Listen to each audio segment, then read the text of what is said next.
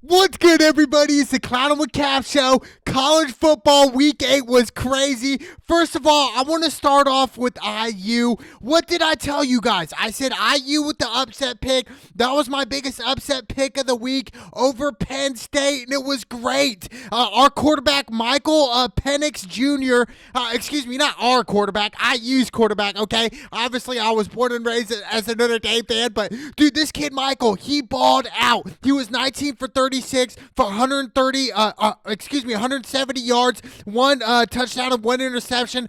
Obviously, he had the go-ahead touchdown to win the game in overtime when IU said, you know what, we're playing to win. We're going to go for two here instead of kick the extra point and go into double overtime, which I think is a great call by the coach.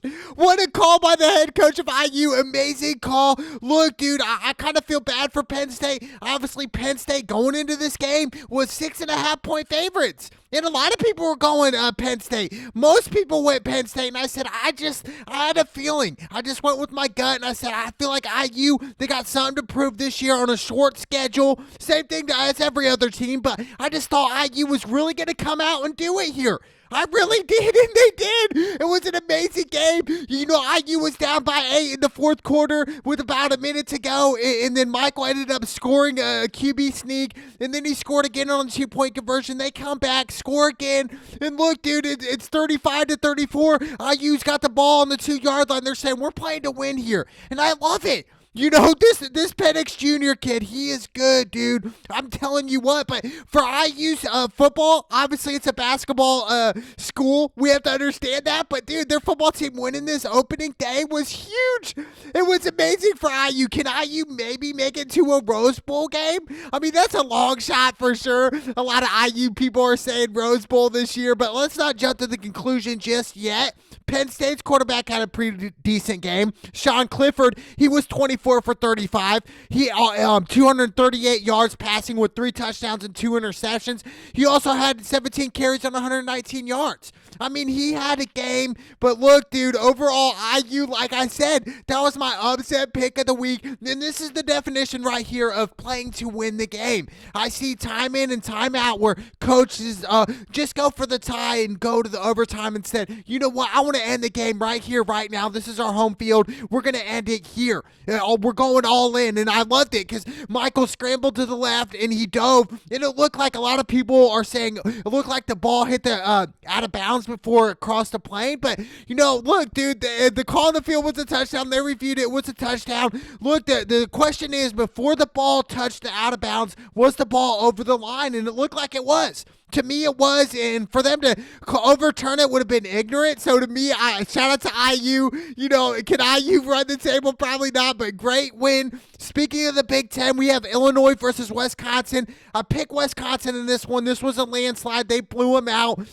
20 points was a spread. They blew them out way more than that. 51.5 was the over-under. Was the over. Most of the overs and unders in college football tend to be overs. They do, because we have to understand it. In D1, they don't have the best defenses. Normally, they like to pass the ball and throw the ball down the field. So that's why we see high-scoring games in these college football. Really, it's really true. Mertz, Wisconsin's quarterback, he was 20 for 21. He had 248 yards and 5 touchdowns, dude. Dude, Graham Mertz, dude, he went off. I'm telling you what, dude, we see a lot of great quarterbacks, not just in the Big Ten, also in different divisions, but strictly the Big Ten, we see him really go to that next level. And I think this guy can maybe have that next level mentality if he continues to play great like that. Then my team, Notre Dame versus Pittsburgh. Notre Dame finally came out and said, look, dude, this is a statement game here. Because if we come out and barely beat Pittsburgh, what's the show for? You know, what's going to happen in 2 weeks when we play Clemson at home? Okay? Like, seriously, this is real. Like, we can't just nitty-nab around it.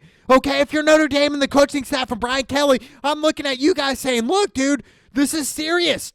This is real life here. Like, I want to see you guys really compete and win the big game. Ian Book, he had 312 yards with 3 touchdowns. Okay, yes, that's a good game, but I'm telling you, I want to see him play a little better as well. Throw to better coverage, dude. I'm telling you, the receiver, Ben, he had 2 receptions for 102 yards and 2 touchdowns. crazy. I mean, dude, we just see it time in and time out. Look, dude, we have to understand, Notre Dame, obviously, I believe their schedule kind of got weaker compared to where it used to be. Seriously, like being in the ACC just for this year, it's gotten a little weaker. But look, you got next week, and then 2 weeks from now, you guys have Clemson Tigers, dude. You know, the number one team. Dude, I'm telling you what, it's gonna be a long road for Notre Dame. But this was a great sign for me. Yeah, we have to understand, look, scoring over 40 points, Notre Dame hasn't done that in a minute. So to me, when they did that, it was just like a sign of relief. Like, all right, that's what we're going to need to do against Clemson. Like, you're going to have to literally score every time. Field goals are not going to beat Clemson, dude. They're a championship team here. So you're going to have to play all in on that. And then speaking of Clemson, they played Syracuse, blew them out. They didn't cover the 46. I told you guys to go money line on this pick. I'm pretty sure you guys should have went money line, no doubt about it. Trevor Lawrence, like I said, future number one draft pick. He was 27 for 43, 289 yards, 2 touchdowns, and 1 pick. Yes, he threw a pick. He's human. Travis, their running back, he had 16 carries for 86 yards and 3 touchdowns. Look, this duo right here, who's going to stop him in college football? Because if Notre Dame doesn't stop him, they're gonna throw and run all over you. Okay, like this is Clemson here. I always said at the beginning of the year, I think Clemson is definitely they're my pick to win it. Seriously, they are my pick to win it. I really think so. So that's my pick overall. Tommy, Syracuse's quarterback, he only had 175 yards, 1 touchdown, and 3 picks. So it goes to show you, Clemson is legit. Their defense is legit. They're one of the top teams in the country right now. And to me, they're number one. No doubt about it. Clemson is the team to beat. Who can beat Clemson? Could Ohio State beat Clemson? Ohio State played Nebraska at home. 27 was the over-under. I told you guys to go money line, and they completely cleared it. They blew them out. 67.5 was the over-under. Went over. Justin Fields had a great game. 20 for 21. 276 yards passing and 2 touchdowns. He also had 13 carries on 85 yards and 1 touchdown. Expect Justin Fields to be in the Heisman candidate this year. To me, he had a great season last year. They played Clemson in the playoffs. They had their opportunities to win that game. Yes, I get it. He threw an interception late game, but I think the receiver ran the wrong route. There was a miscommunication between the two. But I think overall, Ohio State, no doubt, they will make it out of the Big Ten, and I do believe they will get that 3 or 4 spot in the playoffs.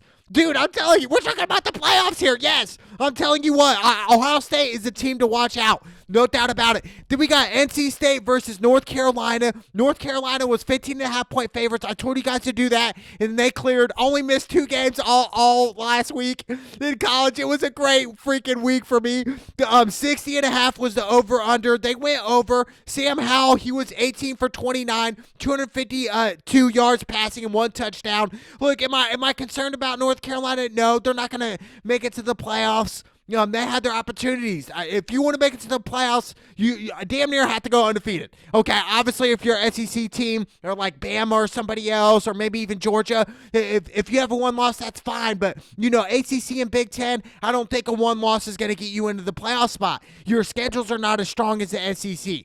Okay, so that's where that is. But I like where North Carolina's playing. Williams, he had 19 carries for 160 yards and 3 touchdowns. North Carolina's running back. Look, obviously they're going to have to play Notre Dame. So to me, I cannot wait. But hats off to North Carolina with the dub. Then we got Kansas. They're 0-5 now versus Kansas State. I told you guys to go heavy on Kansas State. Like I said, Kansas is winless. They're trash. They're garbage. They're rubbish. Will Howard, the Kansas State quarterback, he was 17 for 24. He had 243 yards and 2 touchdowns. 46.5 was the over-under. Went with the over. Like I said, most of these games go over now in college, dude. I'm telling you what. Not all of them. I get it. I understand not all of them do, but I'm telling you, most of them do. Shout out to Kansas State. I told you guys to go that. Bama versus Tennessee. Bama was 21.5-point favorites. They easily covered that. Bama is who we thought they were. They, year in and year out, they're always great. Always have a good quarterback. Always have a great running back. And always have a solid defense. Mac Jones, he was 25 for 31 for 387 yards passing. Harris, their running back, he's a beast, dude. I'm telling you, Alabama always gets these great running backs. Where do they get them from? Harris, he had 20 carries for 96 yards and 3 touchdowns, dude. 3 touchdowns on Tennessee. I mean, seriously. And they were playing at Tennessee. Yeah, so Bama, dude, I'm telling you, I think the national championship's going to be Bama and Clemson. I hope that's what it is. Who knows? Maybe Ohio State will be in that third spot. You never know. Okay, but shout out to Bama. Then we got Iowa State versus Oklahoma State. This was a game I got wrong. I picked Iowa State. I really thought they were going to upset them. But, shout out to Oklahoma State. They're undefeated. Who would have thought Oklahoma State would be undefeated right now? That's the most surprising team to me in college football right now is Oklahoma State. No doubt about it. Spencer Sanders, their quarterback, he went 20 for 29 for 235 yards, 1 touchdown, and 2 picks. So he threw for a touchdown and also 2 picks, which isn't the best, but hey, they got the dub. They barely won. The spread, they didn't cover, they tied the cover, but to me, it was just like, dude, Oklahoma State, could they really go undefeated? Now, we're going to have some issues here. If Oklahoma State and Ohio State go undefeated, who's going to get in? But I don't think Oklahoma State's going to run the table. Who knows about it? And then the second game I got wrong was Virginia Tech versus Wake Forest. I picked Virginia Tech, and yet they lost by a touchdown to Wake Forest. Yeah, Wake Forest scored maybe 7 points against Clemson, and it was like a blowout. And it's like, really? Virginia Tech? How? Wake Forest's quarterback, Christian Beal-Smith, his running back, this was the MVP of the game, was Wake Forest running back, Christian Beal-Smith. He had 13 carries for 129 yards. That was the difference maker, and that's why Wake Forest won. Virginia Tech, they are out of it. They will not make the playoffs. They are done, dude. You guys, your season, your hopes of making the playoffs, it's long gone, dude. It's the bug on the windshield. It's gone, dude. It's dead. And then another Big Ten teams, Michigan versus Minnesota. 54 was the over-under. It was the over on this one. Actually, the Virginia Tech Wake Forest was under 68, went under, which was a crazy spread. But Michigan, shout out to Michigan. Joe Melton, their quarterback, he went 15 for 22, 225 yards and 1 touchdown. Haskins, their running back, he had 6 carries for 82 yards and 2 touchdowns. Look, but the whole story with Harbaugh and Michigan Wolverines are, can they beat Ohio State? You have to understand that. They can run the whole table, and yet if they lose Ohio State again, I think Harbaugh should be fired. I thought he should have been fired a couple years ago. In Michigan, to me, it's just like, dude, you guys have to beat Ohio State to make it to the playoffs, dude. Like, if you guys cannot beat Ohio State, how do you expect to win a national championship and beat Bama or beat Clemson? How's it going to happen? Seriously. So Michigan this year, this is Harbaugh. This is his make or break year for me. Coach Harbaugh, I don't know what to say anymore. Like, he had a lot of opportunities already, in strictly playing Ohio State's been getting embarrassed. Like, blown out embarrassed, dude. Like, dude, the talent, it shouldn't be that much different, right? From Michigan and Ohio State. It really shouldn't. It shouldn't be that much different, but for me, Michigan, a big win. They were 3-point favorites. They easily covered. But look, dude, for Michigan, it's running the table and going undefeated and making the playoffs. That's what it's about. Because if you guys lose a game, if Michigan Wolverines lose a game, that's it, dude. Your season's over. So every game for Michigan from here on out is a playoff game, dude. Just like obviously every other team, right? But we have to understand some teams, they're already out of it. So Michigan still has a shot here. Okay, yes, they won, but they played Minnesota. I want to see them play Ohio State. Seriously, I cannot wait. That's the end of the year. Then we got Virginia versus the U. I told you guys to go the U. 13.5 was the over. It didn't cover. Money line, you would have won that. I believe they only won by like 4 or 5 points. So to me, it was just like one of them things. But, shout out to the U. Obviously, both these teams will not make the playoffs either. Okay, like a lot of these teams are not going to make the playoffs, but some of them still have a shot. But the U, I believe their shot's over. Now, the team that does still have a shot is Cincinnati Bearcats, man. They are undefeated. Who would have thought that? They played SMU. They were actually underdogs, and I took Cincinnati. I said Desmond Ryder, their quarterback, was the difference, in which he was. He had 126 yards, 1 touchdown. He also had 8 carries for 179 yards rushing and 3 touchdowns. Dude, he snapped off. And that's what I told you pregame. I said, look, dude, I like Cincinnati. I like Cincinnati's quarterback. I like the way they play. I love this squad over SMU. And SMU was 2.5-point favorites in this game. Crazy, right? It's crazy, but dude, shout out to Cincinnati. 55.5 was the over/under.